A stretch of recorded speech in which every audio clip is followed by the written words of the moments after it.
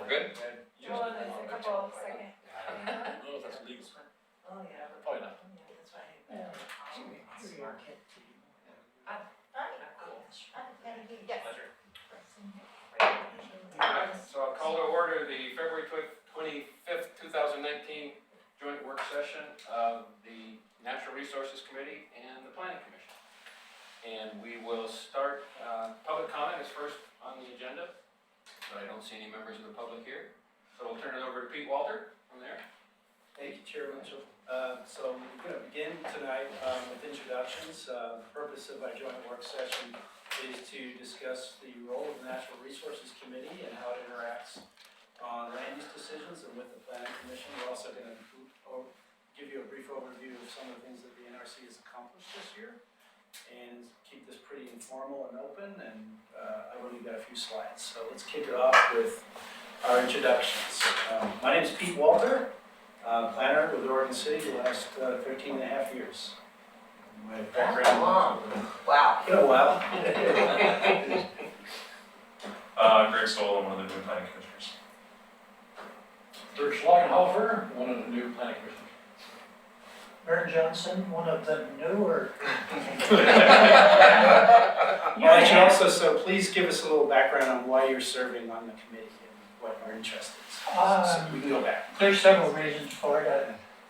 I got interested in doing some volunteer work for the city. And as some of us, we bump into a person that's good at lining up people to do little projects for him. And I got there with volunteered for the neighborhood association. And William Gifford was the guider behind that. He gets people to do those things. So I was there for a while, and then opening came up on the planning commission, and I've gone through some planning activities here within the city on the other side of the table, where I was a landowner and a developer and all that. So it was interesting type stuff to me. So I took it, and it's been interesting. One time I thought I knew everything 2-3 years ago. You soon find out that you haven't scratched the surface yet, and I'm still kind of in that mode. But that's how I got here. I'm Doug Neely. I'm the chair of the Natural Resource Committee. When I was a city commissioner about 20 years ago, I think it was, I recommended to the city commission to form a Natural Resource Committee. And, it existed for a while, but I don't think its role vis-a-vis the planning department at the time was that well defined. And so it kind of left the scene, but it came back again when I became mayor of Oregon City several years ago now. But the relations that we had under the current planning, or current city manager and the planning director have been excellent, and interest into how we could fit more into the process in development in the city. My background has always been in support of agricultural research, forestry research, and fisheries and wildlife research. That's my professional background. I serve as a statistician and do statistical analysis in these areas.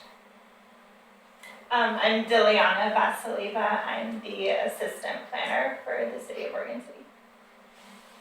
I'm Laura. I've served the city for almost 16 years, and I got into planning. Am I supposed to say that part too, or no? Sure. Because I want people to love where they live and their communities. Yeah. Into the future. That's great. I'm Mike Mitchell. I'm the chair of the Planning Commission. And I got started several years ago, almost at the same time, with a couple of different city things. One being that I live in the Caulfield neighborhood, and I got involved with that at the somewhat insistence of Mr. Gifford as well.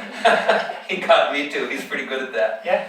And the other thing was the Parks and Recreation Advisory Committee. There was a piece of property that Mr. Walter knows well, right behind my home, that I recommended should have been a park, and I still believe it should have been a park, but it's a couple hundred houses now, which is fine, that's progress. But as I discovered, been getting involved with the Parks and Recreation Advisory Committee and getting on that committee, and Alice Norris actually, that I enjoy this process, and I enjoy feeling like I have a chance, as Laura said, to make the city a place where people want to be. And between the Planning Commission or the City Commission, those are where obviously where the future of our city is. So that's why I'm excited to be a part of it. My name is Bob Mahoney. I'm just passing by, I saw the lights were on. Something to eat here, so. I'm here because of that guy there. So am I. I never felt I needed to take it back. Yeah. Having coffee with Doug for several weeks. Complaining about everything. Yeah, complaining about everything. Fisher cut bait Mahoney, and he pointed towards City Hall, and here I are. My background's in planning. I've been doing it for almost 20 years. And a lot's happened along the way. One of the things just a benchmark, just a real milestone, is the Fasano decision, which has qualified the Planning Commission, rather than just a sewing circle. It's a quasi-judicial process, and it's made a lot of money for a lot of attorneys, and it has caused planners to write staff reports like this for the record. But I find it very interesting. It's a people process, and the one thing that you cannot deny is, and we're fools if we do, is the Constitution of this country is still based on property rights. We brought that with us, from England. And, man's still got the right to develop his property. And funny thing about it is, on the other side of the fence, we have a desperate need for housing in this, that's one of man's needs is to feed himself and find shelter. And we're here to provide it in an orderly fashion. And so I'm the old guy on the commission. So that's my story, and I'm sticking to it. My name is Dorothy Dahlstrid, and I'm kind of known as the person who likes tall trees and more trees. And the reason I came onto this board is because I was looking at all of our trees in Oregon City with my mother, and who had dementia and needed to get out of the house every day at 3 o'clock, so I drove down rallies, and I started seeing more trees down than we honored. And so, in doing so, they said, why don't you join the NRC? And I haven't left. Thank you very much for letting me be that silly voice of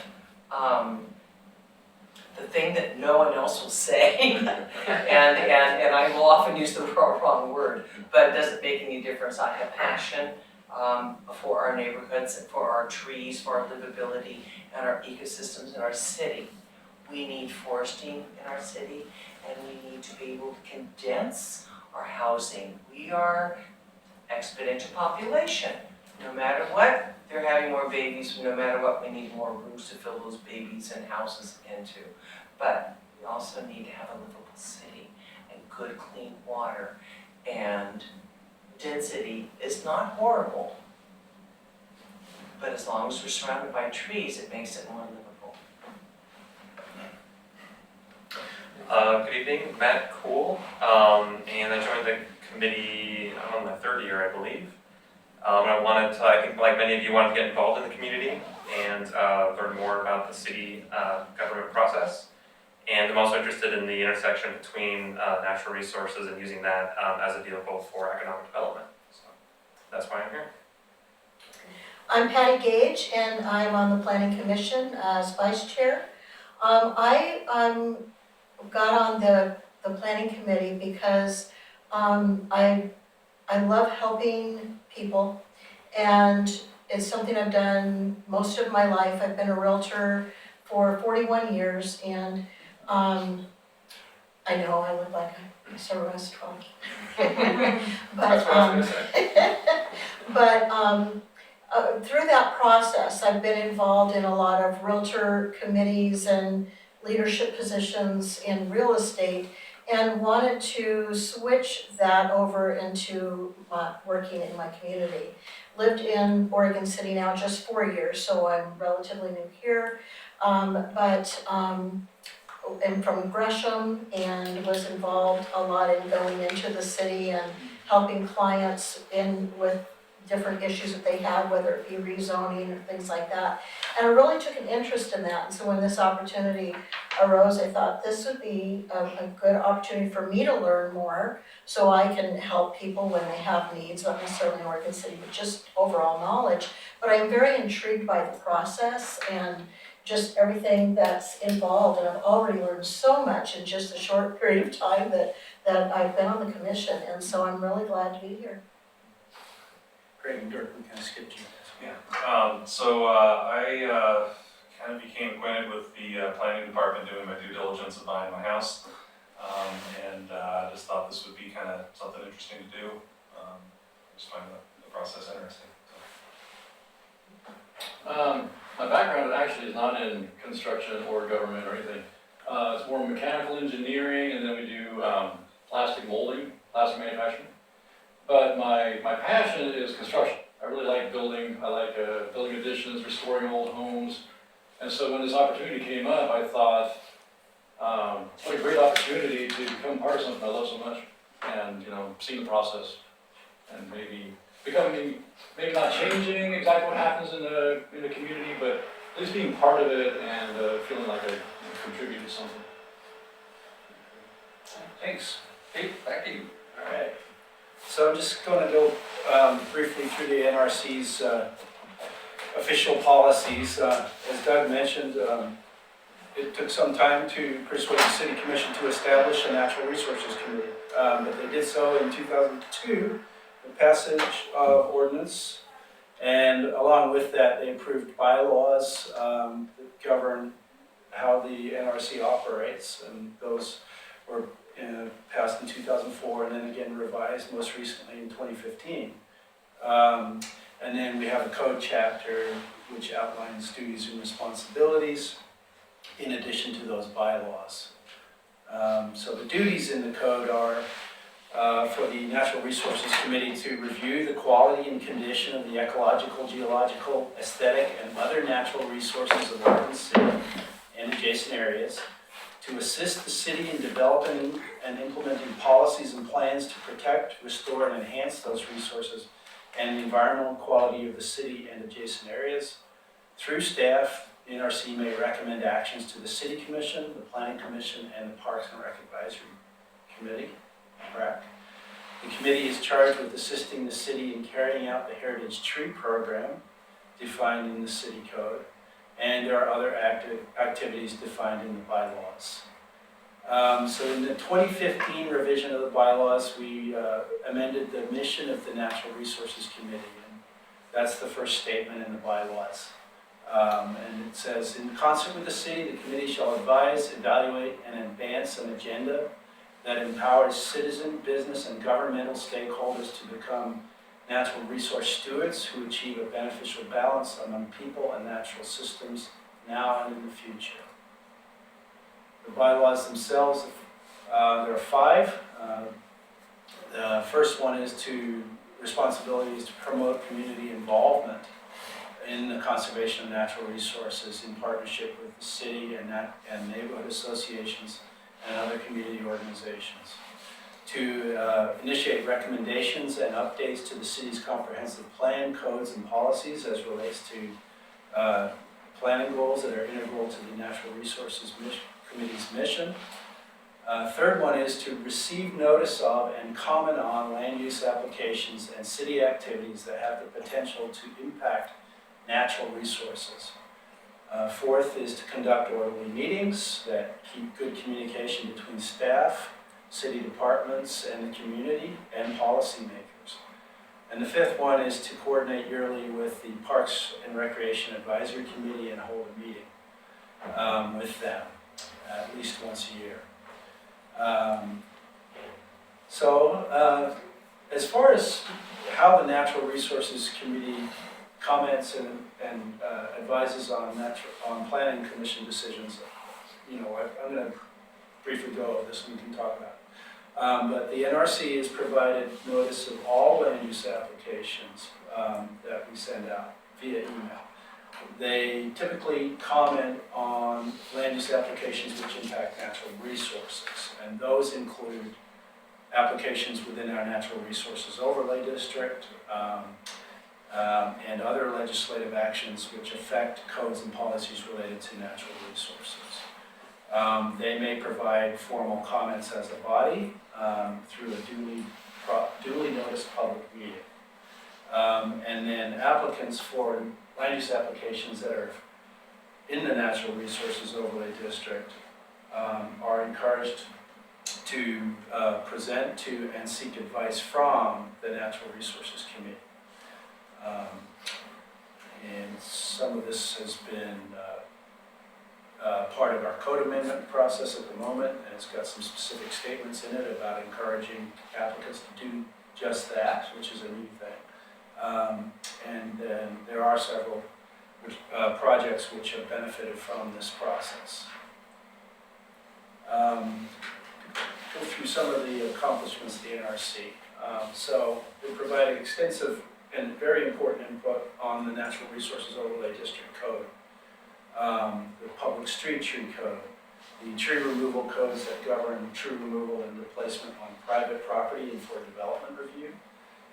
As is required in the bylaws, they are responsible for administering the Heritage Tree Code, which we'll talk about tonight. The Heritage Tree Code is a process through which the Natural Resources Committee makes recommendations for designation by the City Commission for special, large, historic, or trees on private property at the consent of the owner, or on public land at the consent of the City Commission. We've also provided updates and advice on a lot of other things related to natural resources in a more indirect way, such as outdoor lighting, and then a variety of other things like street tree lists, which we updated in 2013. Most recently, they provided very important input and consideration on a potential natural resources annexation policy, which is being discussed for how trees are treated during the annexation process. They have strengthened and encouraged participation in the Heritage Tree Code. They've tentatively agreed to allocate $300 annually for arborist reports to support heritage tree nominations, because right now an arborist report is a requirement in the code. But there's also a desire to simplify the code and streamline the process as a way to incentivize more nominations of heritage trees.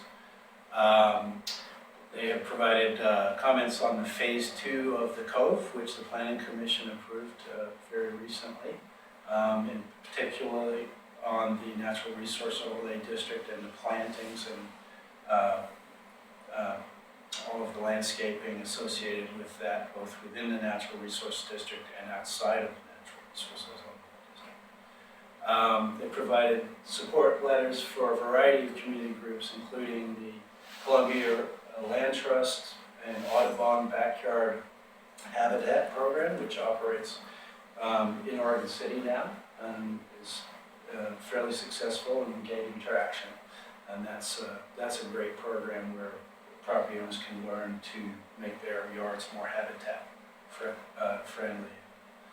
And then, as Doug is also on the Oregon City Watershed Council, they have collaborated with the NRC and with the Public Works Department on putting up signs to identify streams where they cross through or underneath public rights of way to improve public awareness of our stream system within the city. and that's an ongoing project. Continue. And then we had, the NRC have advocated for the addition of a local wetland in Kenema District to add it to the Natural Resources Overlay District, and staff is moving forward with now. And let's see, the NRC most recently provided the City Commission with projects and budget requests for the annual goal setting retreat. They have provided, in years past, support and input on the restoration of the Clackamas Community College Environmental Learning Center, provided feedback on Metro's Newell Creek Canyon Day Use Area and Restoration Project, and held meetings with PRAC.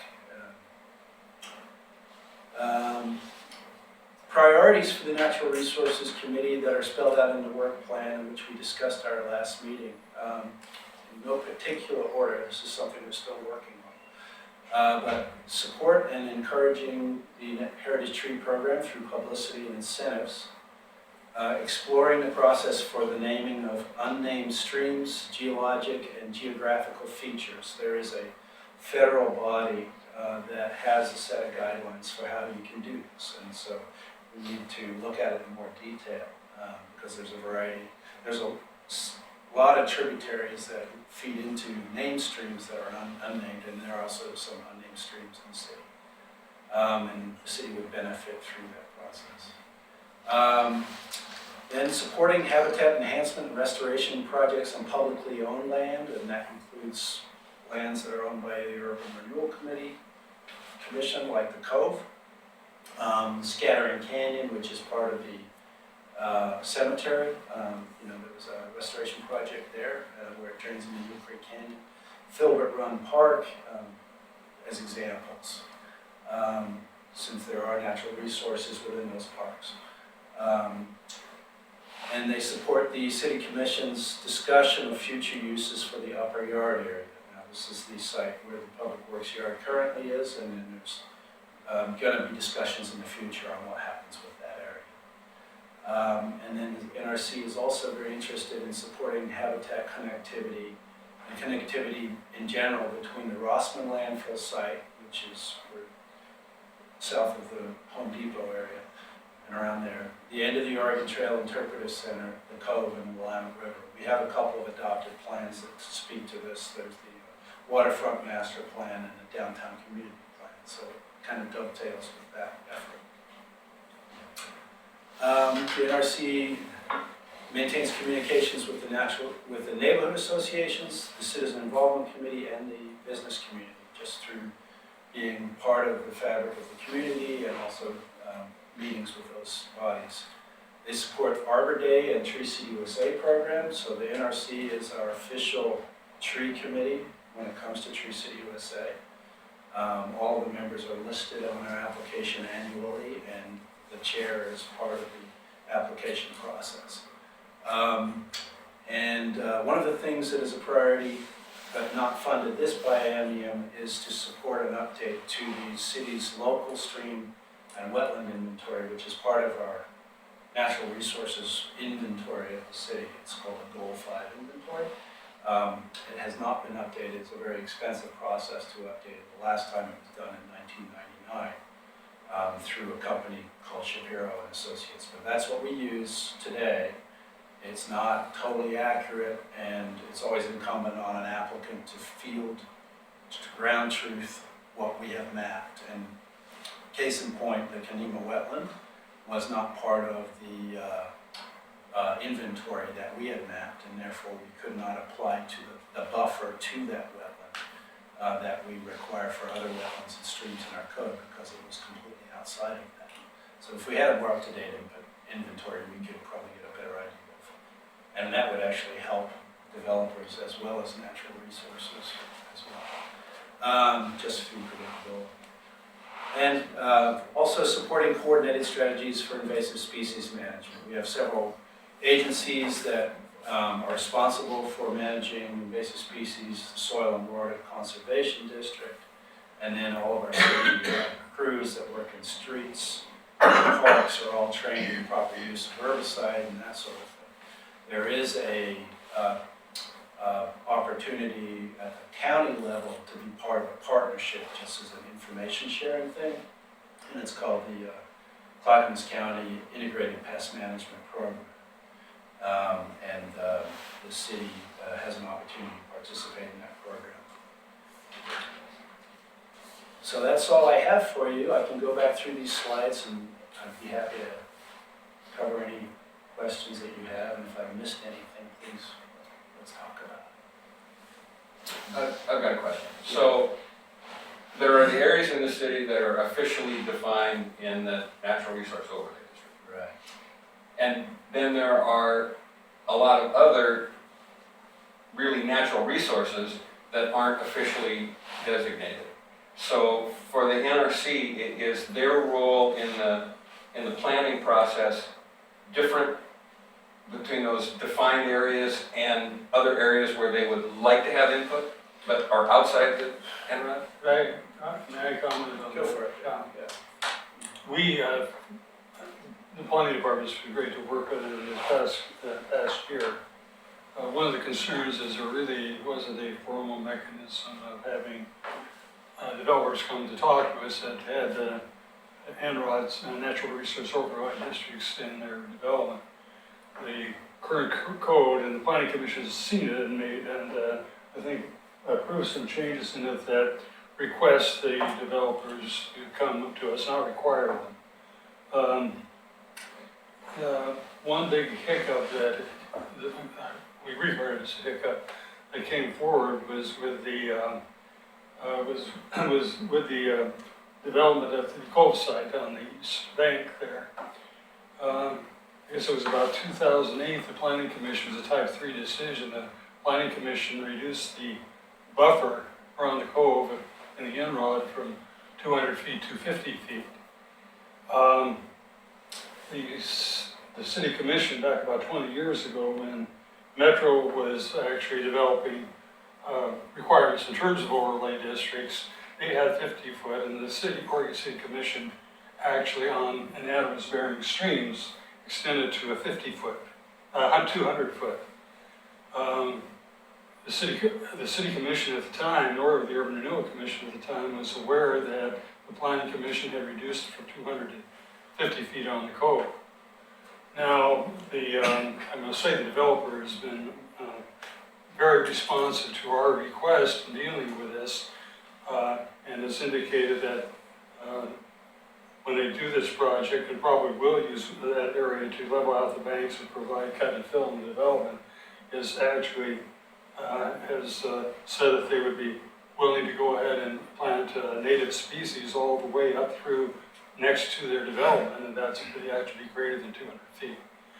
But the mechanism is what concerned us, and what I'd like to see, there's probably a couple things we could do, is if we're going to have a major change in an overlay district, to have it be a type 4, so the city commission could look at it.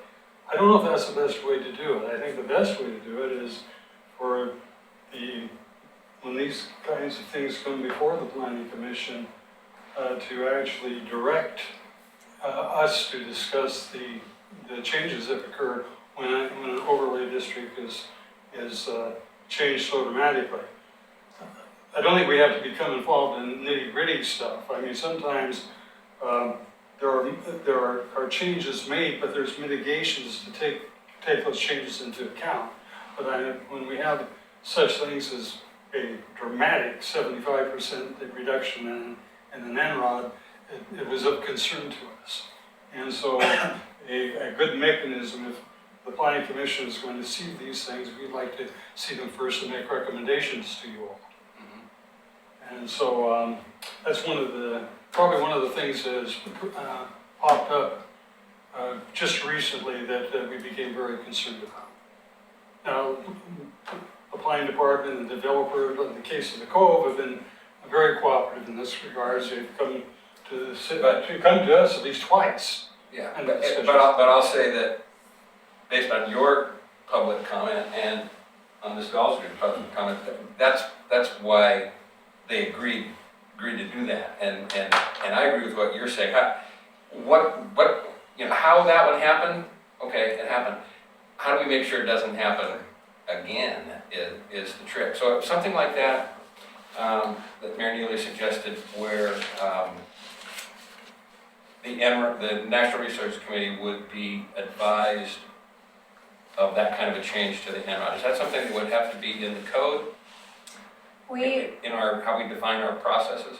Well, as Pete was talking about, we already send Natural Resource Committee actually every land use type 2 that we do. And we tell people early on at the pre-app, even before they submit applications, that they should go before the NRC. Certainly, I think all type 3s have gone before NRC for the last couple of years. If you want to make a change, officially, we'd have to change our code, but we've been lucky. I mean, they've all gone before NRC, and NRC has had really good members who care and participate and come to meetings and speak either on behalf of themselves or the committee. And the NRC also put together comments as a group to submit for the cove. But there can be some trickiness if our timelines don't line up exactly. Yeah, Since they meet I was once a gonna ask month. about timing. So they're notified of every type 2, 3, or 4, Mhm. regardless of whether it's in the official, any part of it's in the NROD or not. And they can make comment on any of those to the planning commission. Yeah, that's right. Okay. I will add one thing to that. These land use applications have a notice period that doesn't always coincide with an officially duly noticed public meeting of the Natural Resources Committee. So, Right. there's a timing issue there, and unless the NRC had, a formalized designated subcommittee for land use that could act independently, which they don't, they're the group that talks about it, and we have to provide public notice. Even if there was that subcommittee, would still have to be, it's still a public meeting and the notice is still going to apply, right? Yeah. Yeah, I would say though, we've got good input from members individually. Yeah. And it's been helpful because, I mean, the comments are still the same, whether they're from the individuals or the group. The That's true. information is good, and the information seems to be getting across. So they're free to comment as individuals as well, so.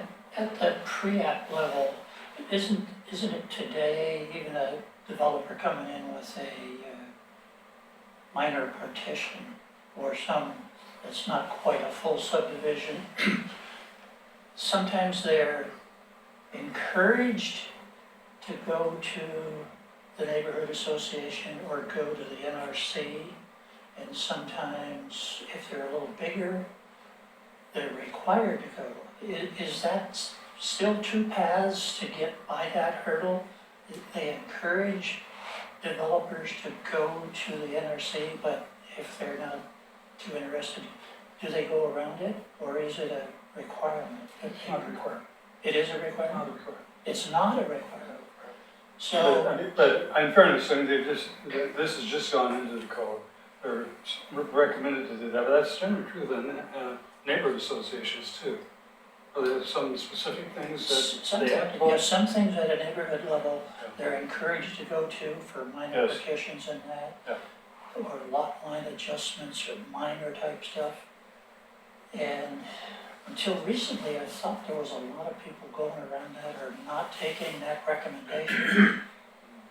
When I say recent, in the last couple of years or so.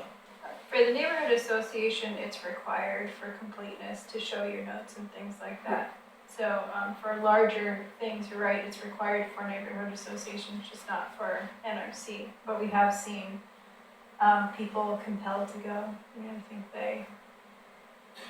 There's some very minor applications which don't have to go to the neighborhood associations, like a minor site plan or administrative variances don't.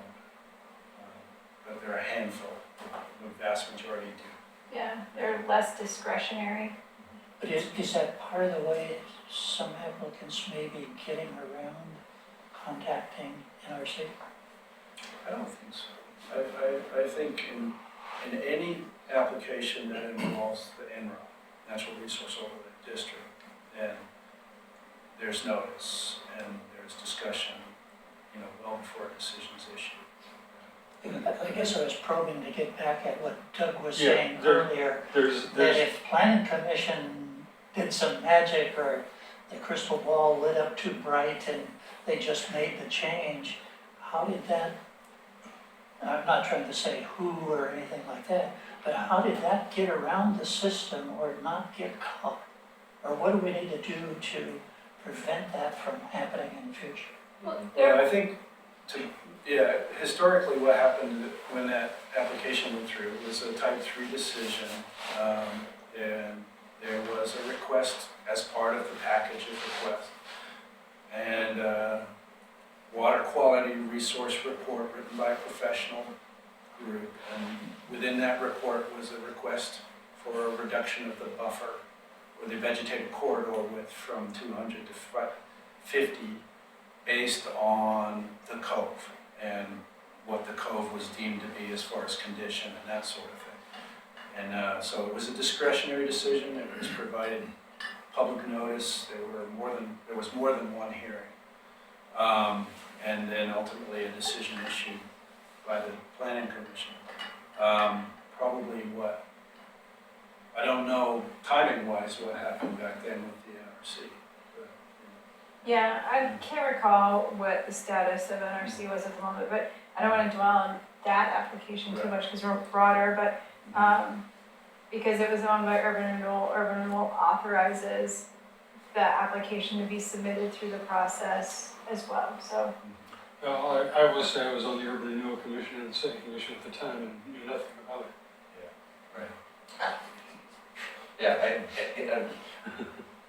How we got there Yeah. isn't as important as how do we keep it from That's happening right, again. and like I said, I think things have changed dramatically in terms of relation of the Natural Resource Committee to the Planning Department and so forth.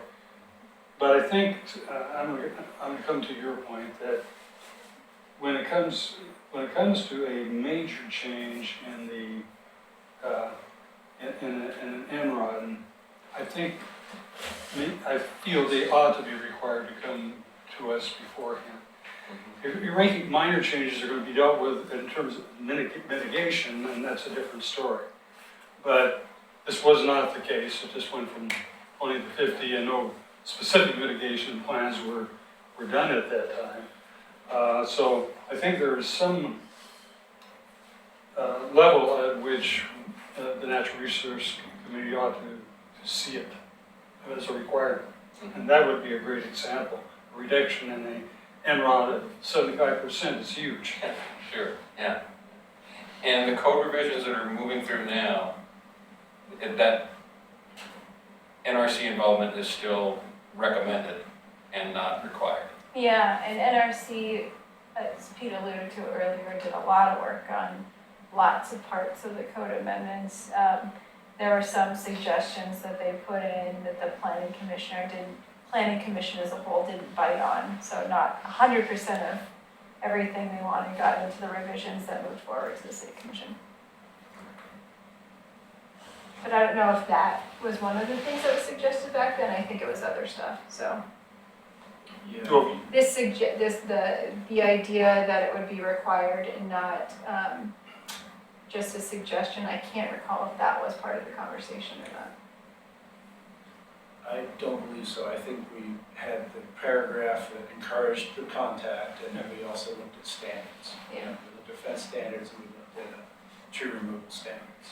Those two things. Now, has that piece of the revision already gone through the City Commission? Not yet. Okay. I think it'd be like I said, there's no point, I don't think it's that beneficial to deal with small adjustments that occur in development. That's not what I'm talking about. And I don't know what the threshold ought to be, but I think there ought to be a consideration, some kind of threshold when it hits the point, the Natural Resource Commission take a look at it. Are there standards that you can apply in the natural resource area that would, in effect, almost be like taking, so that the landowner could almost, well, that's not the way to put it, but it'd be very difficult, if not impossible, to develop the property. Say, for instance, removal of trees. If you just prevent a person who owns 10, 15, 20, doesn't make any difference, just a lot of trees, and you say, you can't cut them, can't cut them. The courts would say, wait a minute, you're taking this land, this person's ability to develop his land by putting a unreasonable standard of development on that piece of property. And that's what I think we're kind of confronted with when it comes to applying some restrictions on any type of land. And it happened over in Tigard with Aboy. Went all the way to the big town, the big court. They said, you can't do that. You can't put restrictions on a piece of property that would prevent it from developing in an unreasonable manner.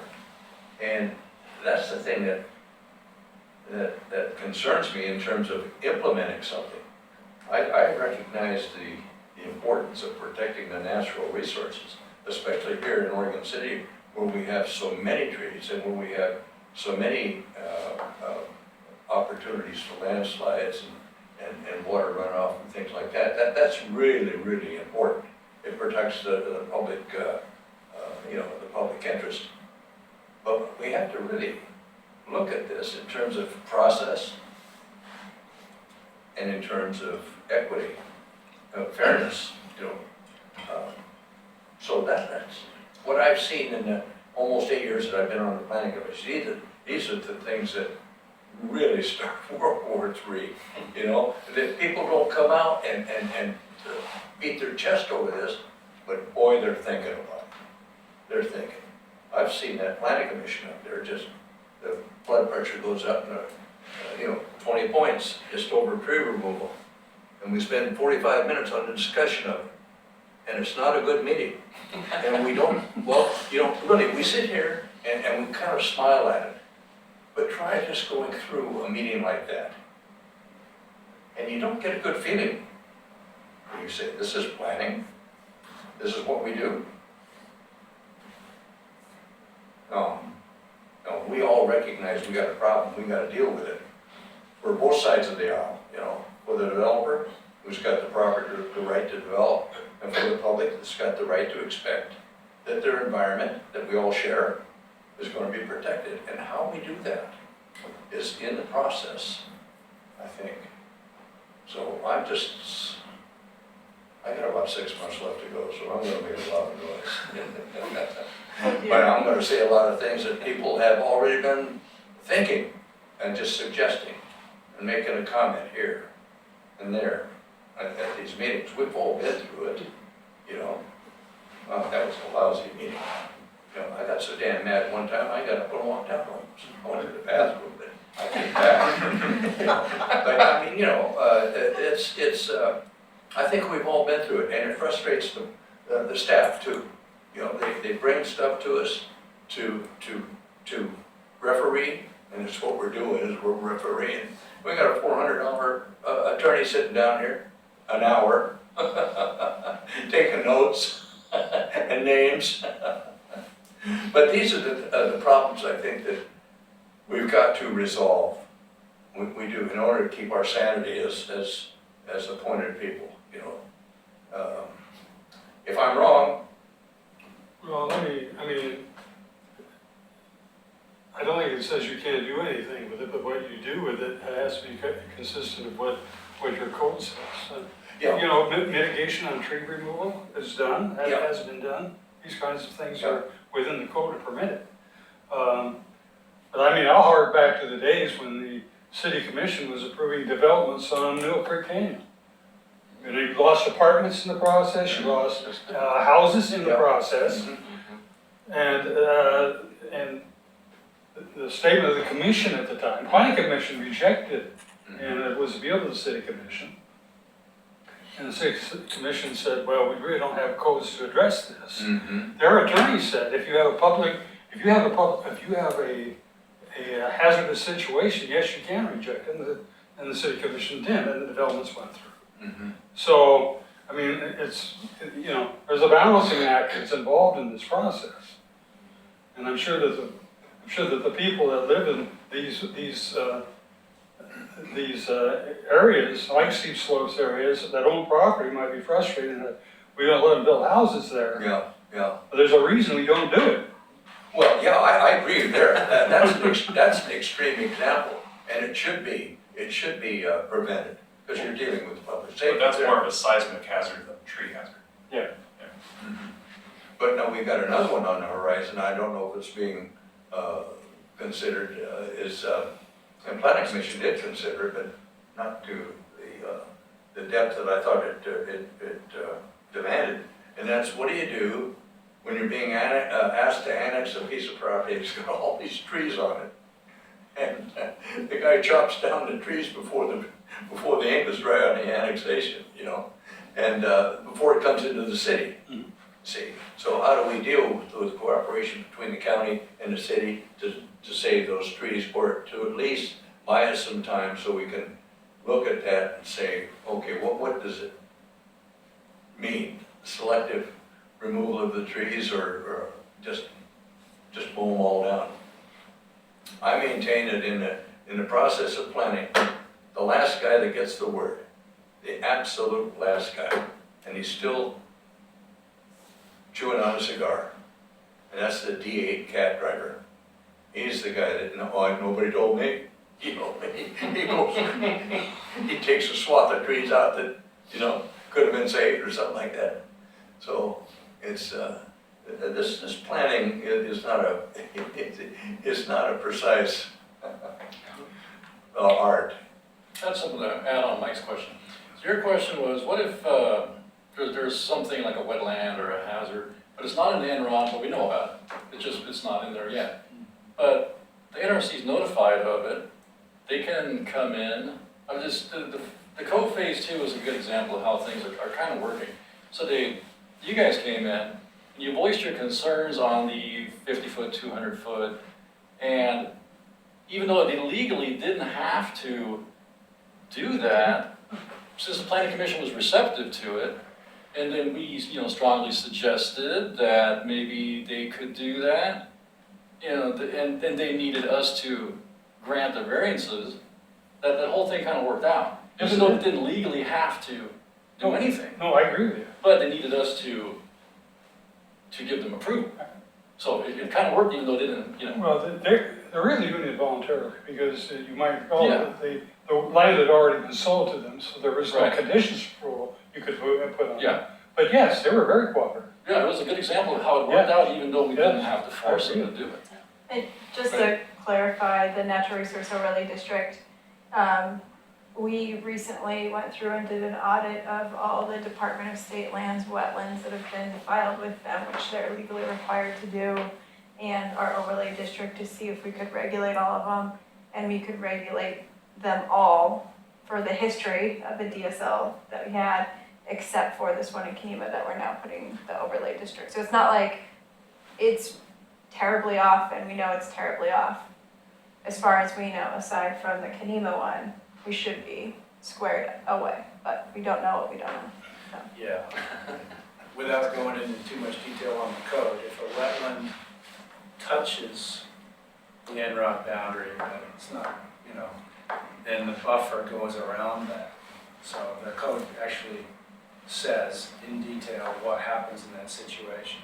We're allowed to apply that vegetated corridor to something that's different that's on the map, as long as it's touching our overlay, even if it's not exact.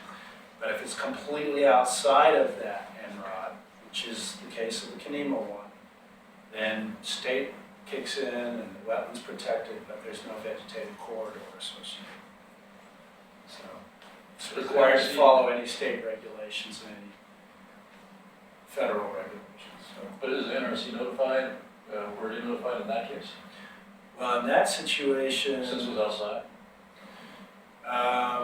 the development was permitted under state, it was discussed. Yeah. Yeah. I think one of the people in the neighborhood was very concerned about it and came to us on several occasions regarding that particular. Yeah, something.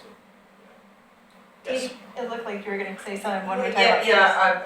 I'm just trying to take this one step out of the Keneva wetland and the, I'm really might have this wrong, I wanna go to a code type 2.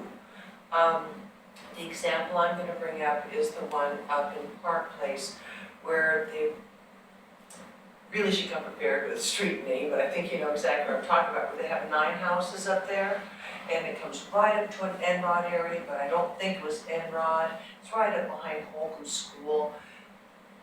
They basically clear cut 18 white oak. And some are really small, which could be still old, but there wasn't even one saved. I just want to say, if we can curve a sidewalk every once in a while, build around a tree. There was a white oak that had no less than a 24-inch radius. That's an old tree. That was right on a curve. It was right in the middle of the sidewalk that I think people could skate around. 3 of those trees could have been saved. But there wasn't a process of going, well, do we want to go in front of NRC? Are they going to beat us up for 3 trees? Or do we just clear cut it all and get out and just get our houses in? We need to be a little bit more friendly to them, saying, let's help you save some of these trees, let's bend a sidewalk, it'll slow traffic down. We can skate around, we can move around it, there's nothing wrong with wiggly streets.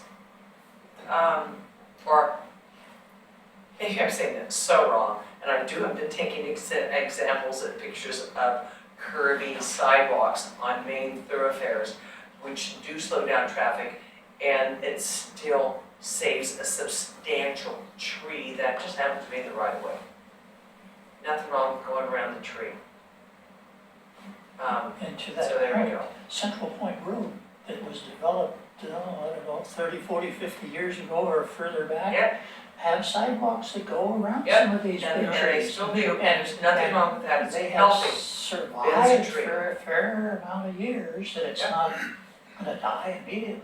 So, And not only that, but a lot of those are the old drought tolerant trees, you know, that can kind of withstand the lack of water and the lack of root exposure. But anyway, I'm just, that breaks my heart to see that there's no protection over at least a walkthrough on a piece of property, say, do you think you might be able to save this one? You know, even if it was a volunteer, of course, who do you want the volunteer to go on that property? They would want me. I think that brings up At least I'm another, honest about it, you know, because I'd be, you know, that brings up another item that's near to your heart. That yeah. Heritage Fruit Tree program with very few people stepping up to add their trees into heritage trees. Now, I did so when I was on an old piece of property and had a Doug fir made an heritage tree, it cost me $25. Mhm. Now the requirements are stronger. You have to have a professional arborist come in to guarantee it's not a hazard and it's not a diseased tree. And that costs money. And the point is, if it turns out the heritage tree is diseased or is a hazard, you can take it down without any charge, I mean, because of that reason. I'm not sure why nobody's gonna come up and feel if they have a diseased tree or it's a hazardous tree, but if it is a heritage tree, it's not in their interest to do so. And so, I think the code became a little bit more onerous when they did that. It makes it more difficult to get people interested in having a heritage tree designated. And personally, I'd like to go back to the old code. Now, we lost a beautiful heritage tree, that big sugar maple there that was right off of Fifth. Next to that, and it was a gorgeous tree, and it came down, I guess it had some disease in the environment. And it was under arborist care and cabled, so it was being loved and treated, Yeah, so- it just met its demise. So it made its demise. But the thing is, I don't know why that requirement is there, because nobody's going to search for it. They probably be able to see if there's a major disease problem or there's a major hazardous problem. And I guess I'd like to see the code back to its old form. Right, I recall when we amended the Heritage Tree Code, we really kind of jumped into a lot of criteria that had to do with site and safety, and, you know, and then so we had one set of criteria for heritage values, another set for just the condition of the tree. And we thought that was a good idea at the time, but it turns out that it was more onerous than we anticipated. So if we went back to what it previously was, which was pretty much strictly heritage criteria, then it would be easier for people. We've not had one nomination since. Pardon? We've not had one nomination since the tree went down. What's Or we have, but we've not been able to fulfill that nomination. What's the benefit to a landowner to have their tree designated a heritage tree? Well, first of all, I think it's a great tree, and Sure. it goes to the property afterwards, so it's protected. The person still can remove the tree, and there's a charge on it, of $300. I mean, since it's a designation from the city commission, it is required to be a deed restriction placed on the property that places a burden of proof on the owner to show that any removal of that tree is more important than the public good that would otherwise be retained through its preservation. That's the burden of proof that applies to a heritage tree. And that's what the covenant says when it gets recorded. So there's a public value placed on that tree even though it's on private property. And I think that's what the heritage program does through that deed restriction.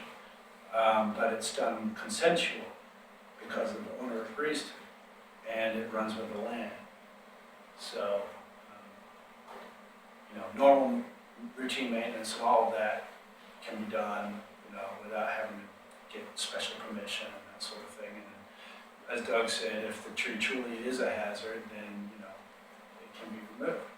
But then, you know, you would have to prove that with an arbitration. Mm-hmm. If a developer comes in and they want to put in a development that's pretty big, does the city ask them to try to save as many trees as possible? Is that even something you mentioned to them? It's not currently a requirement. There's There are- Do you costs, I mean, the mitigation. Yeah, what it is right now Do you is recommend? we have a set of options for mitigation. And the requirement for mitigation trees is, and how many you replant is based on the diameter of the tree. Right, And then, but you can't plant a big tree, so you're gonna be planting a little tree that Right, someday so becomes there's a, big tree. any new trees have to be a minimum 2-inch caliper, and there's a very specific table in the code. It's a very mathematical process, and that's the one that we've been using for, gosh, 2008 to 2010, I think. Yeah, so the Yeah. bigger the tree that you want to Bigger the tree, remove, mitigation. the more Mitigation. littles you gotta plant. But there's not a, Because if they were trying to save trees, I mean, they would end up with, you know, yeah. odd shaped lots. Well, yeah, It's tough to cut a neighborhood in that makes you sense. gotta, You're trying to go around all the trees, so. Go to Durham. yeah, I mean, That you've got, neighborhood, you've got some it's all over. You public can buy a works house requirements that that neighborhood. probably need to be modified in order to accommodate that, which, you know, it can be done, but, Right, you could probably go around a couple trees, but I think if you try to rubber accommodate all But the a tree that's inside the building footprint does not have to be mitigated for, right? It does. it does, It yeah. does. It's just to a lesser extent than one that's not. Okay. Okay. So I think the overall thing is that we don't have an overarching tree protection for all places in the city at all points in time. We have certain properties have some tree protection, certain other properties only have tree protection while they're going through development and after. So it just depends. I just wonder if there's any incentive to try to save a big tree if it just means planting 3 little ones and you've taken care of the problem. Well, it probably means planting more than 3 littles. But I get what you mean. It's not an Yeah. incentive to save that tree. Right. No, I agree. Yeah. And it would be nice if I was just wondering if there's any kind of recommendations to the developer. I say developer gets to say that tree has his name on it and give him bragging rights. You know, I don't know anything, which I know can be a The little heritage contradictory. tree, the heritage tree do have rights. Right. Right, and it also sets an increased value property on your land by about $10,000. You may only have to take $300 to cut it down, but an average tree of a heritage tree is about $9,500 to your property. 15% of the value of a property is your trees. So the bigger and the better, the more luscious, Yeah. the better. And if you go into neighborhoods that are full of trees, check your prices of your houses that are in new developments where the trees will never get over 25, 30 feet. They're all gonna be poodled in. But if you have great big lush firs, oaks, and various different arborist trees, or It's just hard with lot sizes these days to have trees out there. those increase your value substantially. Yeah. I planted some redwoods and I shouldn't have. That's a real common. Off the. We also have residential landscaping requirements for new building permits, so Right. depending on Yeah. the lot size, you gotta plant a certain number of trees in your yard, based off your lot size if Yeah. you're a new home. So, there are, Now we have There's site plantings areas of of being- 6 feet, there's just no place to put big well, trees anymore. we've got, as Laura says, we've got different trees growing in different places Yeah. regulated by different parts of the code. And so we actually have 4 separate code sections that deal with trees. And you're right, as lot sizes get smaller, Yeah, density's going up. density's going up, Yeah, it's harder to shrubs. find places to plant them, but, that's why, we've got this sort of a mathematical formula for mitigation, because we know that so much stuff has to get squeezed into a subdivision. And then when it's done, and the developer walks away, and the last certificate of occupancy is issued on the last home in the subdivision, we can say, well, they did the mitigation trees, they planted them, they planted all the trees in the yard with building permits, and that one's done, and, that's kind of as far as we can take it. Right. And then just hope that they grow up. But finding adequate space for large trees to grow And the planting strips get And- smaller.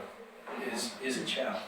I have to make comment, we did make public comment on another piece of property where they had to go through some mitigation for actions the previous owner took that weren't permitted.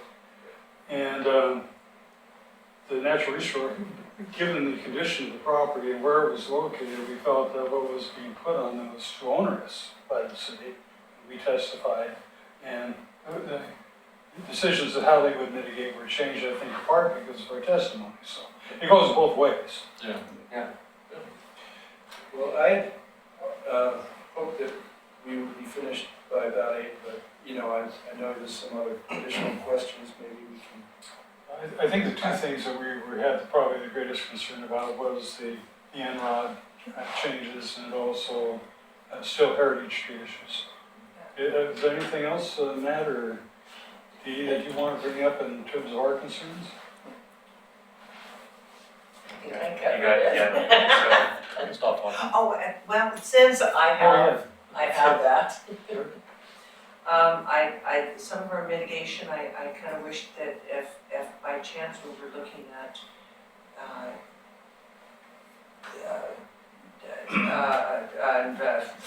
natural trees, I'm sorry, I'm missing my words. When we're looking at heritage trees or trees that are of a native status, we need to do some of our mitigation back in native trees, not Right. necessarily 100%. But if we're taking out oak, some of it's gotta go back in oak, some of it's gotta go back in native trees, just saying, Yeah, doesn't hurt.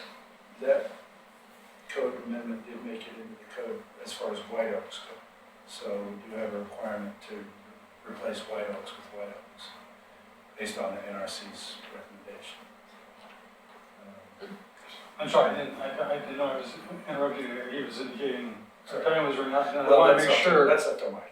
Yeah, I wanted to make sure that there were any other issues we wanted to talk to you No, about I too. could talk for days, but.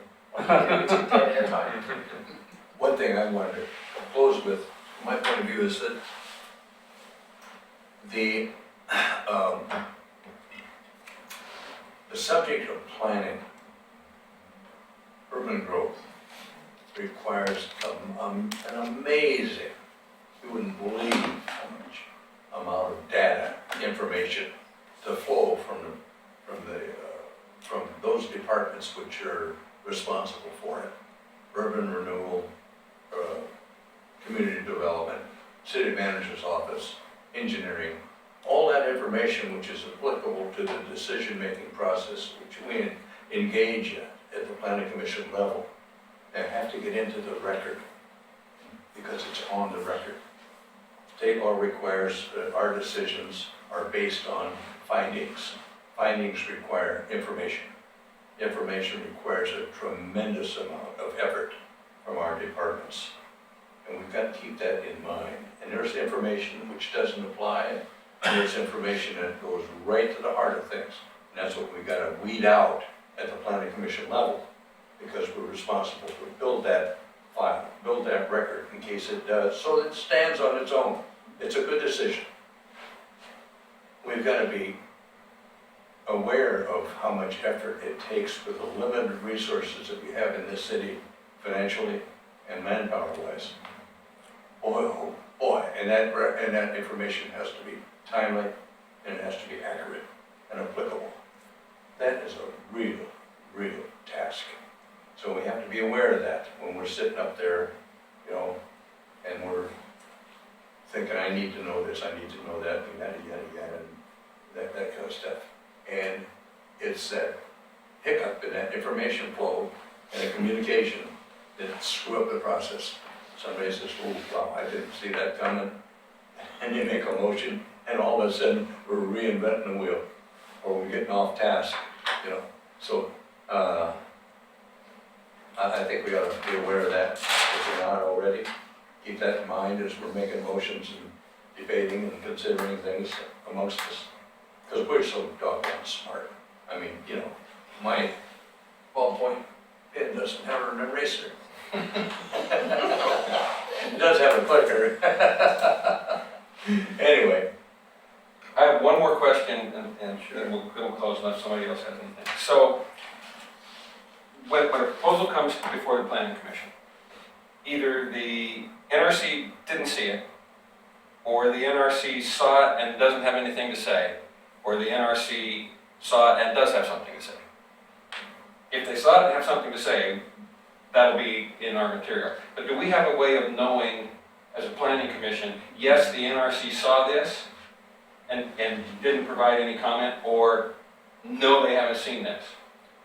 I would like to say, you know, when we send out a transmittal form to groups, we ask, that's attached to the notice or to the email. And we ask for that transmittal form back. The best way is for somebody to, you know, say, yes, I have no conflict or on that. But in order for the NRC to make a written comment, they have to meet. They have to meet, right? And then you're back to the timing problem. But if it's a planning commission decision, we send those out so far in advance, you probably have one In NRC type meeting. threes, there's a much better opportunity because of the advance notice, yeah. And for planning commission ones, they've all gone to NRC, we've been lucky with that, but rest assured that they get sent the notice and then they also get sent your agendas too. So they would have got it twice. So And that's even not more, for the chair? to be even more No, specific. we send it each individual person when we send out For some- agendas. Sorry, Everybody. for something other than a type three, for a type two natural resource overlay district application, for example, we will notify the applicant at the pre-application conference that we should talk to the NRC. Mhm. It's an encouragement. And then that goes in the pre-application conference notes, and hopefully they will. And then beyond that, it's a difficult thing to keep track of. I'd like to thank the planning commission and our staff. These work sessions, I think, have been beneficial to both of us, and I don't know how long we've been doing them, but I think it's been a while, and so I From the appreciate planning this commission. opportunity to get together. From the planning commission, we appreciate having the opportunity to hear from you too, because they do need to work together. Yeah, it's good for staff too. All right, so Natural Resource Committee folks, thank you very much. Do we need to move, or could we just continue the planning commission We meeting can here? continue here. Okay, let's just stay here. So we'll just give these guys a couple of seconds to clear so they don't have to listen to our boring stuff. Thank you all very much. All right, thank you. Do we get a 5-minute break for or anything? Sure. The dessert table. Oh, okay, we'll start at 8:20. And if you guys are interested in dessert,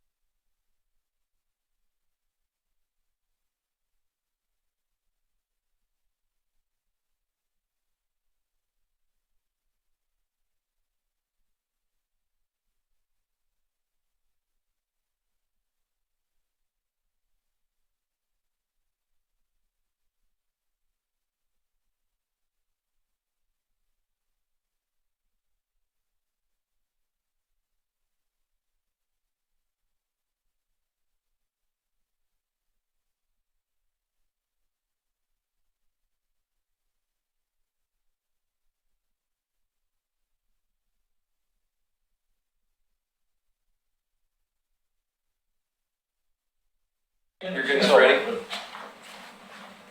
I'm gonna shut. Okay. Sorry. But add the call of redwoods down that we planted. Yes. That was a poor Yes. decision. Okay, I'll call us back to order. This is the planning commission alone now. And our next topic is an overview of how the public can learn about and stay involved with land use decisions. All right.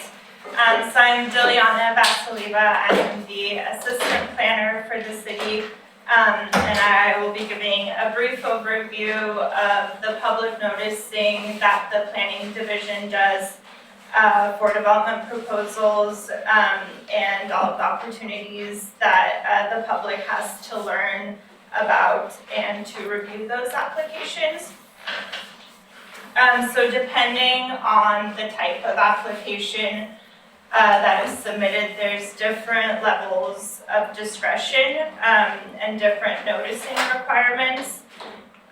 So for something, for a type 1 application such as an addition to a single family home or a lot line adjustment between two properties, those types of applications are not discretionary and they don't require public notice and they're just reviewed at a staff level. Whereas type 2 through 4 applications that require more discretion require a public notice where the public gets an opportunity to review the application and submit comments on the proposals. Quick question. So someone did a home addition and the setback got too tight to the back fence. What type would that be? So that would require a variance application if you're not meeting the setbacks. So depending on the reduction that they're requesting, it would either be a type 2 or type 3. And then So- it got your neighbors? What's that? Do the neighbors get notified? Mm-hmm. Okay. So all of those type 2 through 4 applications are posted on our website on the development projects page.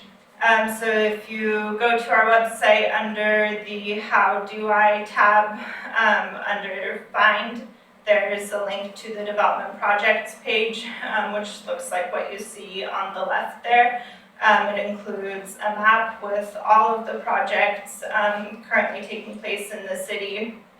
And you can filter by project type or the neighborhood. So if you filter by project type and select land use projects, it will show you all of the current applications that are in with the planning department for land use review.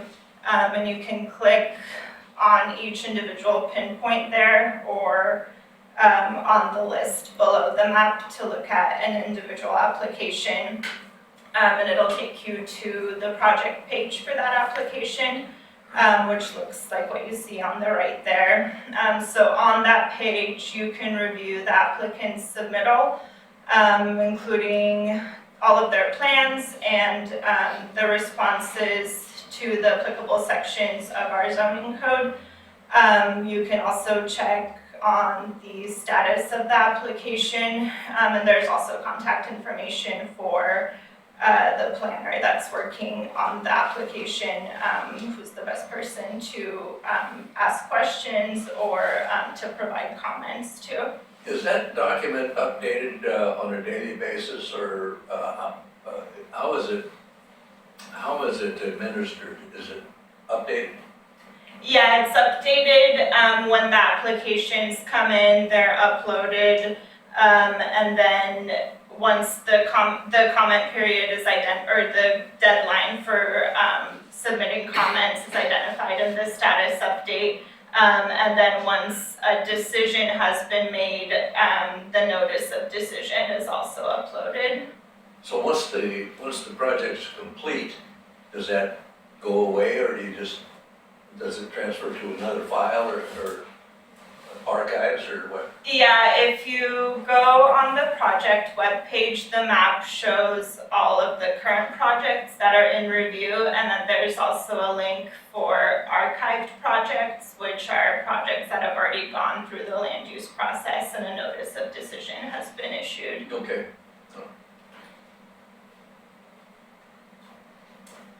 So in addition to posting on the website, we also provide a mail notice to property owners within 300 feet of the property, and they receive the notice that you see on the right there. So it includes a link to the project webpage.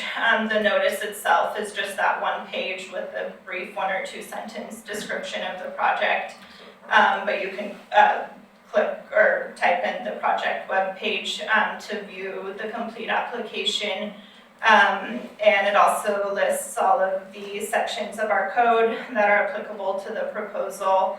And then it also identifies the comment deadline for public comments. And then for a type 3 or 4 application, which requires a public hearing, it would also identify the date of the public hearing.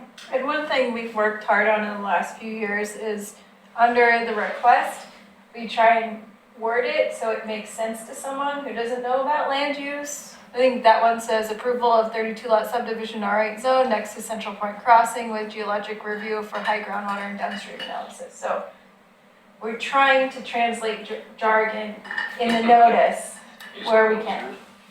Laura, is this part of the new, computer system? We have always put land use notices online, like I have no concept for time anymore, so we've done it for a long time. This interactive mapping thing is new within the last 2-3 years, 3 years maybe? Yeah. So when we switched to the new website, it was around that same time, or maybe slightly predated it. But before that, there's years and years of just us creating a web page and throwing up all the information. And this is the information that goes on the blue sign, right? Yep, you'll see a picture of it soon. Okay, sorry, So- I'm jumping in. As No, far you're as good. mailing this to property owners, is it the address of record with the county that it gets mailed to, or does it get mailed to the property address itself? It is the property where the development is occurring. So for instance, if I was a renter, I didn't own the property, does it get mailed to I see. the owner, the landlord elsewhere, or does it get mailed to the resident that lives there? It gets mailed to the property owner that's on record with the county assessor's office. And the state law requires 100-foot notice, and we do 300-foot notice. Do we think 300 is enough? I'm just throwing it out there. 300 feet is not very far. Depends on the culprit. Well, but that's not all we do. I mean, we also do the notice. Well, Diliana will go through all the other Right. stuff too. So Okay. I don't know. Yeah. Does it make a difference? 400? How many more square foot? I'm just throwing it out there because 300 feet's not very far. Yeah. Chairs. Mhm. Does it go And in maybe planning commission? maybe depending on the type, I get it, it should get because I see those quite often. bigger. You, Like Oh, a type 4, which might have more yeah, it impact. goes to the Maybe neighborhood more. associations and it would only go to the Is it planning 300 commission. feet pretty when the agenda is sent standard out. with other But that- jurisdictions? Sorry, let's, we got some, no, not, go ahead. Diliana, you and Vern were having it. That would show up on a planning commission docket when it comes due. Yeah, So you so- can just go in and review the current ones, and when one comes up, planning commission, that would be probably the first time they would see it. yeah, the planning commission, if it's an application, that goes before the planning commission, like a type 3 or 4 application, they would see it when the agenda is sent out. Okay.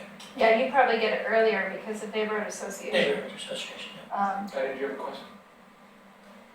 I just wondered if that 300 feet is pretty typical with other jurisdictions, other cities, is it kind of a standard? Because I've heard of that over the years, of 300, I just didn't know if it was just something kind of standardized. Depends. A lot of jurisdictions do 100, some do 200, some do 300. But then there's always a sign on the property too. Yeah, and the other thing about this too is we try and put the layout. So we have a page reserved for maps, so we try and do a map that makes sense. And then also a layout or like a site plan or This something. other drawing pretty much So you get covers the. a feel for what's being You done. can always count that somebody doesn't get the word. Zero. Right. And when they don't get the word, they come to the planning commission meeting, they're gonna Never saw this before. Right. Putting down our Is the 300-foot in city code, or is that just an administrative decision?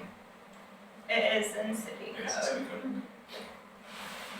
So in addition to the mailed notice, we also post the blue land use signs on the property that have the notice taped on, so that if you live more than 300 feet away and didn't get the notice, you know, if it's in your neighborhood and you're driving by or walking by and see the blue land use notice sign, it indicates that there's some kind of a land use action proposed on the property. So the signs are posted along the street frontages of the property, so they're visible from the street. One sign is required on each frontage, and if the frontage exceeds 600 feet, then an additional sign is required for every 600 feet. It can add up for big sites too, so, I mean, you're talking about noticing more for sites with more impact. I can't remember off the top of my head, but I'm pretty sure the Cove had 13 signs. I mean, so there are ways larger pieces kind of naturally get a little bit more. And same with the community college, since they have such a big property with so much frontage. Right, and then they capture a lot for the 300 foot for places like the college is huge because the site is so big. So it's 300 feet from the borders all the way around. And if if it catches any part of a tax lot, then that comes in. Welcome, Tom. Oh, Okay. All right. So we also send out an emailed notice to more than 60 recipients. So it includes a lot of city departments and county departments. This is also how the Natural Resource Committee receives notification of land use applications. We also send it out to some local and state agencies like ODOT or TriMet, PGE. And we also send it to all of the neighborhood associations within the city and the Citizen Involvement Committee as well. So depending on the type of application, we do, for some applications, require that the applicant attend a neighborhood association meeting to present their proposal and answer any questions that residents of the neighborhood might have on the proposal. So another way to find out about land use projects that are proposed in a neighborhood association is to attend those meetings. Juliana, before you go on, so regardless of, did I understand right, that every neighborhood association is notified no matter where the development is, whether or not it's in their neighborhood or not? Okay, Mhm. okay. So our theme is you are never in trouble for over notifying. So we never streamline anything. We'll give people more stuff than they want to know because we always want to err on that. Good, okay. that's why I was standing room only tonight, the meeting I just came from. Oh, that one? Yeah, packed. Poor Kelly. Did she get abused a little bit? A little. Okay, sorry. And then for type 3 and 4 applications, so again, these are the applications that require a public hearing, things like conditional use permits, zone changes and annexations. Those type 3 and 4 applications are also required to be posted in the newspaper. So there is a notice in the newspaper identifying the hearing date that gets posted either in the Oregon City News or in the Oregonian. Question on that. I thought we did a change on the newspaper, you know, it was a big expensive column. Are you still sending it to the Oregonian with a little smaller notice? Or is it not completely implemented to do away with the newspapers yet? It's in the code package that the commission hasn't adopted yet, so it may. But you don't use the Oregonian anymore, right? Because hardly anybody takes it, hardly anybody takes the Oregon City News, their subscription rate's going down. But we do publish something in both, or just Oregon City News for the locals? Do you know if that's, Oregon City News because it's cheaper. If That's we what I miss thought. our window for that, then it's Oregonian, and I really don't want to do that because Right, it right. is multiples more expensive. and I think a lot of us are using social media right now to, like we just did for Park Place, we put it out there in Chit Chat, we put it out there in Oregon City Raw, just to get the word out, because so many people saying they have no idea these meetings are taking place. We're doing everything we can to get them to come out to these meetings. Yeah, and we've been working with Kristen to do stuff. Kristen said she couldn't publicize on social media, we were told, because of her government role here versus being on social media, even though Dan, the mayor, was on it for a while. But we were told that she said that she can't be on social media to let people know, so that's why we've been doing it. No, she's been doing videos for like the code amendments and stuff like that. But not on the Chit Chat or, Not on other Chit ones. Chat. Okay, just on the city website, correct? That's not, No, on social media. what social media is she using? I don't know. You can- Because none of us have seen that. the city has a Facebook page and stuff like that. I didn't even know that. Never seen it. I think that is something that going forward, I think we need to look at is what sites Kristen could post those public notices. Because to Tom's point, I mean, nobody's reading the Oregonian anymore, not that many people are reading the Oregon City News. So I know the city has a social media policy, and I don't know how, like Nextdoor, for instance, or Oregon City Chit Chat, if she's just posting a public notice, it seems that would be allowed. I know that there are I know you don't wanna some start it. rules where we can't participate in certain groups Yeah, because we're a government entity. But it's posting a Could she notification. post Yeah, it's not discussing, it's just posting it. Could she post a link without comment? No, she cannot participate. Which is why we She's started. not allowed to enter a group, certain types of group, because But we're she an can't entity. even be a member of the group. No, It's interesting that somebody said tonight that they went out and looked at the city's website, it's either that or YouTube videos, and I guess they give a count, and some of them, only 7 people have ever looked at some of these sites. I guess they don't either know they're there, or people don't bother to look at either the city site or the YouTube on some of these meetings, and they were amazed. The count was only like 7 people looked at one site. We thought that's low. It's a shame that more people are watching our meetings. Right. or here. Yes. Go ahead. You guys do it, everybody. So for the type 3 and 4 applications that require a public hearing, like a planning commission hearing or city commission or the historic review board, 1 week prior to that meeting, the meeting agenda is published and posted on our website. Under the How Do I section, how do I find agendas? All of the agendas for public meetings are linked there. They're also emailed out and posted on the bulletin boards at city offices. So in addition to all of those ways to keep updated on land use actions within the city, through our website, you can also do an email subscription to receive these notifications directly to your inbox, so you don't have to keep checking for new agendas or checking the interactive project map for new projects. If you go under the How Do I tab again, under subscribe to email lists, you'll see the screen on the left there. And you can select which notifications you want to subscribe to and enter in your email address. And this is the easiest way to keep updated because they go straight to your inbox. So you click on the ones you want, and then where do I put my email address? Is that on the next screen, or is it the bottom If of you the page? scroll down, it's at the bottom of the Bottom, page. okay. So yeah, you check all the boxes and you enter in your email address.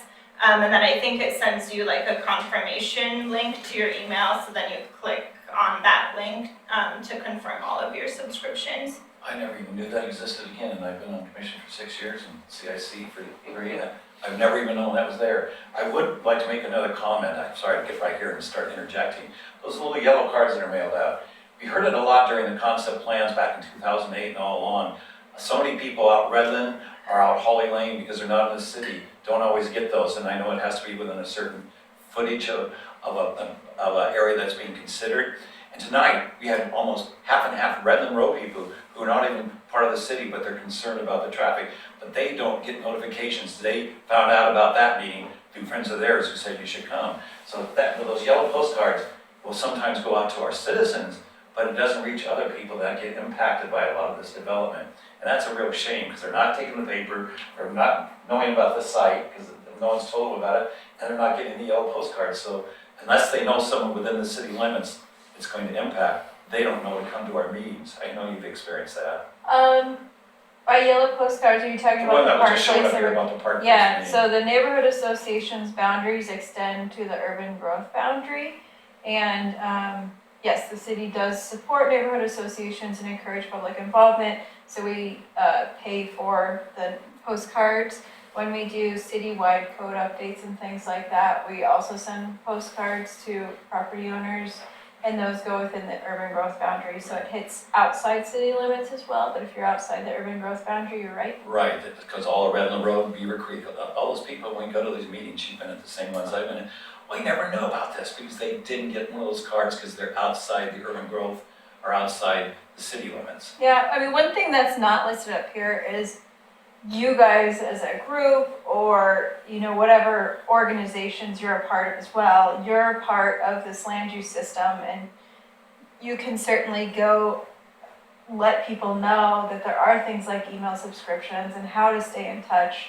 I mean, please be the cheerleader for people to get involved as well, and just don't leave it up to us. I mean, I think clearly you need to do things 20 ways, and we'll reach maybe a couple more people, but there is no, yeah. All right, that's all I have. Can you go back to, early on, you had a shot that showed the homepage on the city website? This one? Yeah, that's one of the drop downs is open, but that works. So, two things. Several years ago, when the city website was redesigned, I was on the group that worked on that.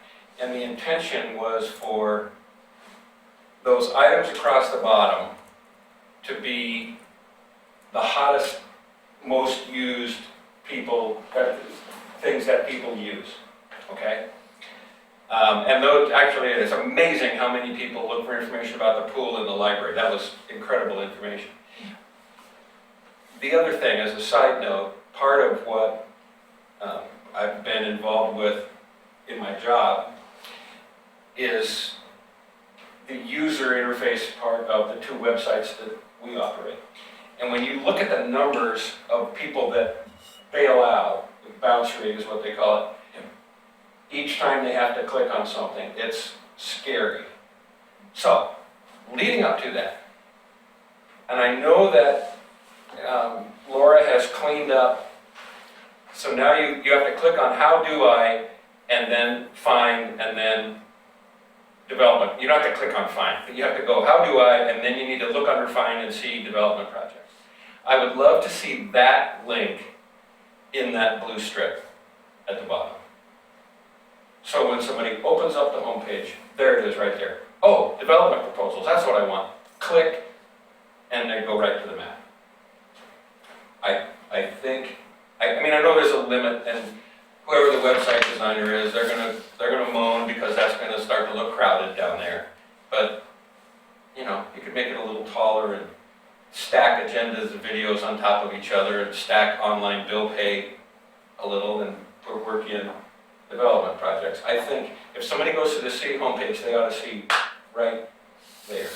I understand what you're saying, Mike. I find, because I build websites for different people in my businesses, I find that people look at the top first before they go all the way to the bottom. If they don't find what they're looking for at the very top, they don't get all the way to the bottom.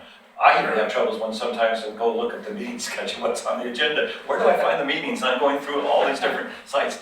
And I know there's a calendar down there, but I'm looking for meetings and what the agendas are, and I wish, and I even look for it. But I understand your point about having it down below. It might squinch it a little bit more, but I think most people stick up above because that's where they look. Their eyes automatically go to the top.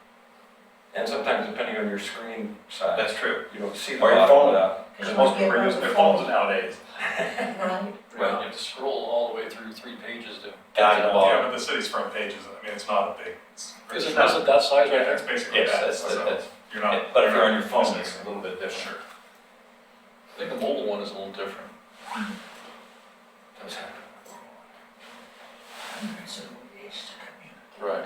What other questions or comments out there? What else can we do? Because it's, I can't think of the proper word to use, but I'll just say it's a shame when somebody says, I didn't know. And you would think that people would make an effort to find out, but they don't. They don't make an effort if they We don't know. really need to feed them over the head. But like tonight, if they don't know that it's happening, they don't know to look for it. So they have no idea that those things are happening. Yeah. I mean, that's how Yeah, blind good- some people are. good They've point. got their lives to live. They don't think about it. I mean, how many articles do you have to write in Oregon City News like I did? If I hadn't pushed, sometimes we wouldn't have gotten people out or other people writing articles. Because people don't tend to even look in the classifieds anymore. They look at Craigslist and offer out, but they don't look to see what's coming up that's going to impact them. I don't know if there's any way around it except for word of mouth for people to keep passing it to their friends and telling them. I don't think people Sorry. pay that much attention to city government Yeah. until it affects their lives, and then they wanna know, and then they go to the website and like, what the hell's happening behind the house? Right. Right. They never even went to So- the website besides paying their bill. Just FYI, the mobile version, that blue strip that's horizontal across the bottom, is that you have to scroll down for it, and they're vertically, Okay. they're vertical stripes at the bottom of the screen, but they're all there. If you scroll down. You know, my impression of this electronic age is, I don't give a rip. I'm 82 years old and I'm not wired. I'm still looking for my yellow pages delivered to my door, see? Now these kids that are on their skateboards, doing their phones and weaving in and out of traffic, they're the ones that are gonna, it's in their DNA, it's not in mine. Okay. Now, I just happen to be interested in city government. It's been my career for all my working life. But there are people out there that really don't give a rip. You know, they're down shooting pool at the local bar, and they could care less. They could care less.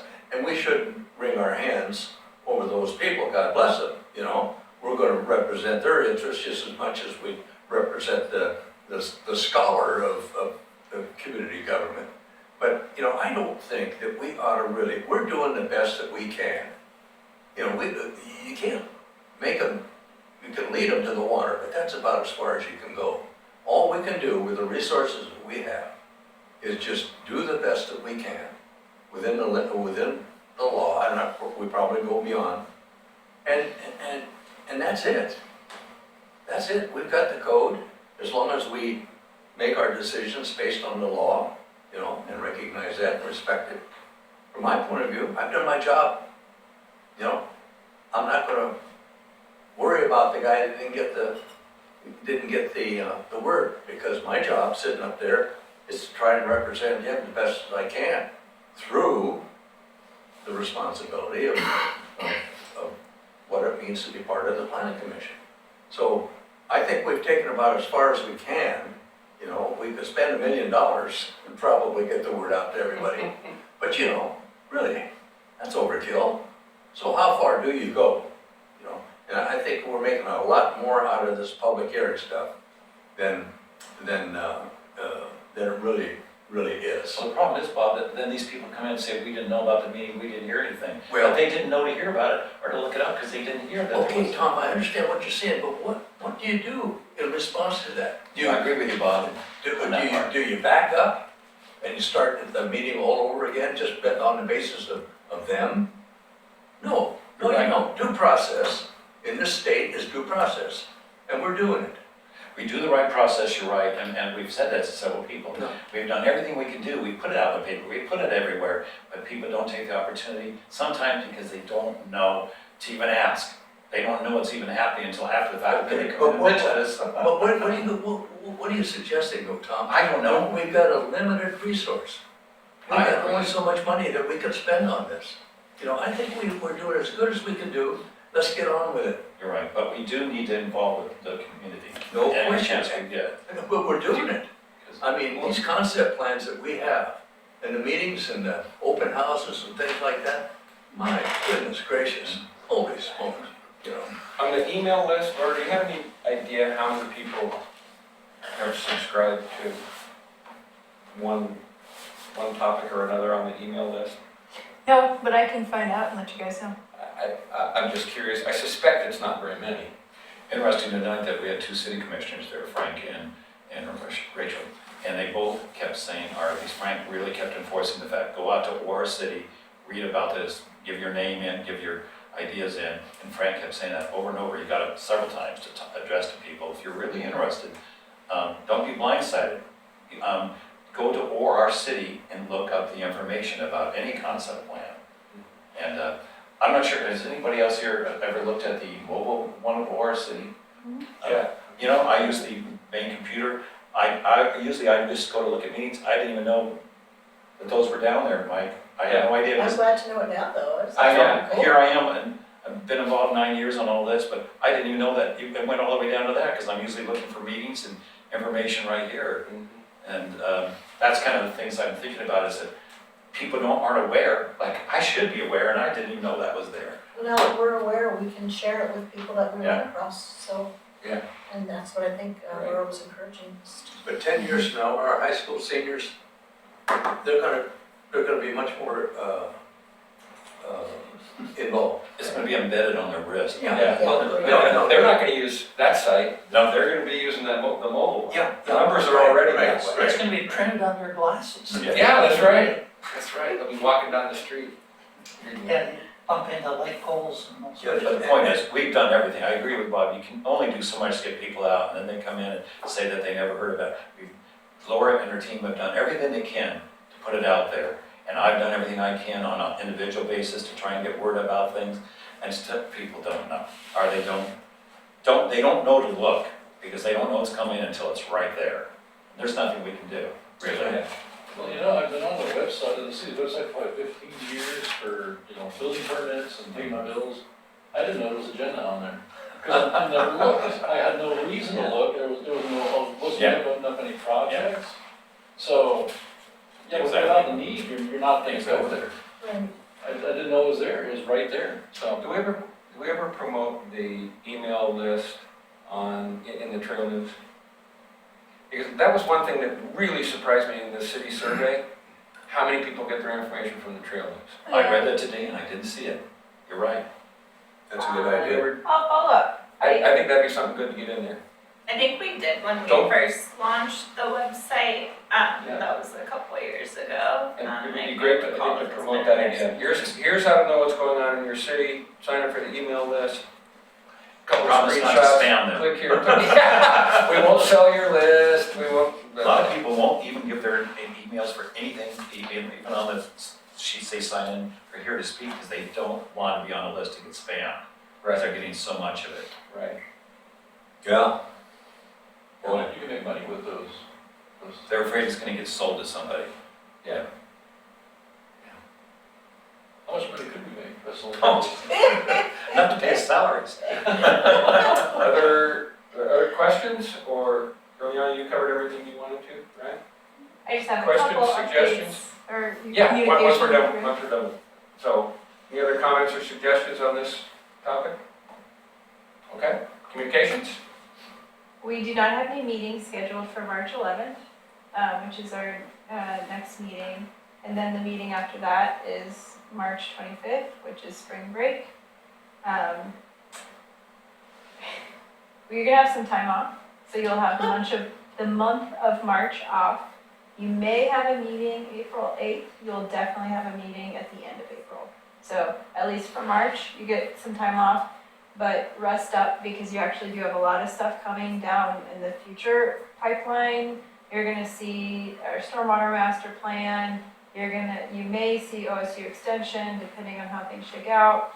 You're gonna see the police station, you're gonna see Willamette Falls Legacy Project, Riverwalk Phase 1. Yes. You're gonna see, you may see Public Works depending on how their application, if they, we don't even know what their application is at this point, but you'll certainly see at least big institutional projects coming down the line. And some of them are gonna be complex. For the Legacy Project, if you recall, we have to have 2 additional designers join the planning commission. They're not gonna be planning commission members, but they will be an advisory body to the planning commission, sort of like John Riplinger is for traffic. The concern when we did the Willamette Falls Legacy Project was we didn't know what the planning commission makeup would be, and so we didn't know if there would be adequate design expertise on that. And so for this, there's 2 members who will, help you through the review, and then they'll sort of be quiet once you start deliberate. So we have to recruit those people and get them, so there'll be a lot coming up. Questions on that, Laura? Yeah. Did we, I'm sorry, Bob, our first understanding when we went through this a long time ago was that was going to be paid for partially by the person who bought the whole Willamette Falls area. Because the city's not picking up all the costs of that Riverwalk, right? Has there been somebody who's bought that and is going to help with that area, or is there a grant, or how is that going to be paid for that we're discussing it now? Yeah, so that's a good question. So how's Phase 1 of the Riverwalk Yeah. being funded?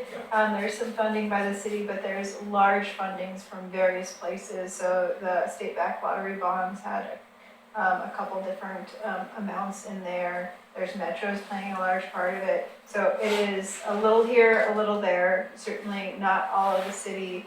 The private property owner is not funding any of Phase 1 of the Riverwalk, but there are some agreements for them to pay for certain things Eventually. because of the zone change that happened in the initial master plan. So like they'll have to do some street improvements, some which are happening now before their private side, and then they are responsible for some maintenance, a percentage of maintenance on the Riverwalk on the long run.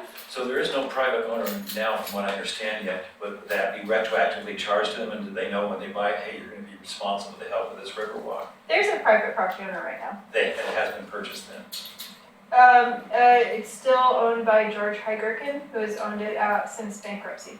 But he has refused to kind of help with it, I understand. That's why it's up for sale again.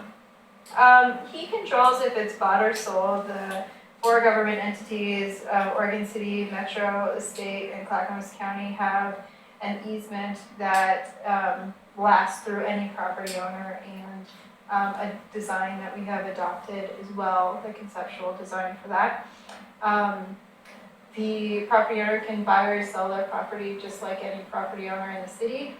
George has been very helpful because he has given us this wonderful easement so that we can have a great project. But So that area is an easement to the city, county, state, and it's not owned by the private, the Riverwalk is not owned privately. the Riverwalk is owned by the private property owner, but it is an easement which is to Metro. So Metro is the holder of the easement right now. So the reason I ask those questions is the advisors, are they gonna be on behalf of the city, or are they gonna be on behalf of the builder or the private owner? Where do those advisors come from? Oh, they're from us to help you. Okay, And you can take or leave their advice, but it's not a private side. It's me finding people and us figuring out the and processes. those advisors will be on all the work you've done up to this point, all No, the no, plan, they're the just concepts? designers. The criteria is slightly different. Because we went through a lot of processes, as several of you know, we had lots of meetings at the college and Yeah. all around, and I'm wondering, is that being thrown out? We're gonna start from scratch with these No. advisors, or are they gonna work with that? Yeah, you still have the Riverwalk concept plan is still locked in. It's Good. just, the concern was back then that from the big picture, as we refine into a project, how do we make sure that we're staying true to that? And so this was a way to provide that level of continuity. So it will be all open public process. They don't get to make a decision, but they'll be there to support you in a non-biased way. Okay. If you sold it with an easement, transfer ownership? Yeah. Okay, so it's locked in? Locked in. Someone else can't buy it and say, forget the easement? Yeah. Okay. locked in. So yeah, that was really a wonderful thing for the current property owner to provide the government, so to see the value of the Riverwalk. Another question. Sounds like there's stacks of papers coming. Will it just get unloaded onto us as an agenda, or will we be able to review some of it before then? Yeah, we're gonna have to do some work sessions to get you Okay. caught up to the year's worth of Yeah, projects. 'cause it sounds like there's a packet coming and having a week to read it. You're cutting down more, you're cutting down more. Okay, so I'm hearing that we need to be mindful of the long history on this. Yes, Yeah. I get that. Give us some time to review. The hard part about it is when we all had to read it on the screens, because they didn't want to print all that paper out. Every time Denise or Dana would want it on paper so they could go through it. And for some of us, I'm not sure if Bob read it on the screen, but my God, you're squinty after page 2 or 3, because it's, you know, Yeah, the screen is I'm just refreshing. spending the money and having it printed. I'm just doing that. Yeah. I can only secure the screen so long. Yeah, well, we'll do a work session, at least one work session to get you guys caught up. Anything else? No, so I will see you in April. I do have one question. Can you go back early on, when you started talking about schedules, it made me think of it, I meant to ask. Early on, you had a sample of, notice. Okay, The yellow card? go the other way, right there. Okay, so that's a type, what? 2, 2, so that'll come before the planning commission? no, No? staff, I thought type 2 came before the planning commission. 3. 3 and 4. 3 is Three. planning, and then 4 3 is is planning and 4 planning. is city then- commission, Mhm. okay. Okay, my mistake.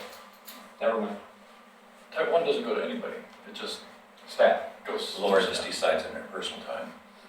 It's like if you could build a shed, and so we look at You don't need setbacks are emergencies. X feet, so are you X feet, so, Everything fits. So the 120-day It's not window, discretionary. where in that process does it hit the planning commission? So we have 120 days from the time that an application is deemed complete to issue a decision. We try to do that in about 60 days, so we try to schedule the planning commission hearing roughly 60 days later to give us a buffer if it gets continued or canceled or something. Okay. There have been times where we had to bounce it over 120 days at the request of the. Yeah, the applicant can request it, but we can't, right, unless they agree? Unless we don't all show up.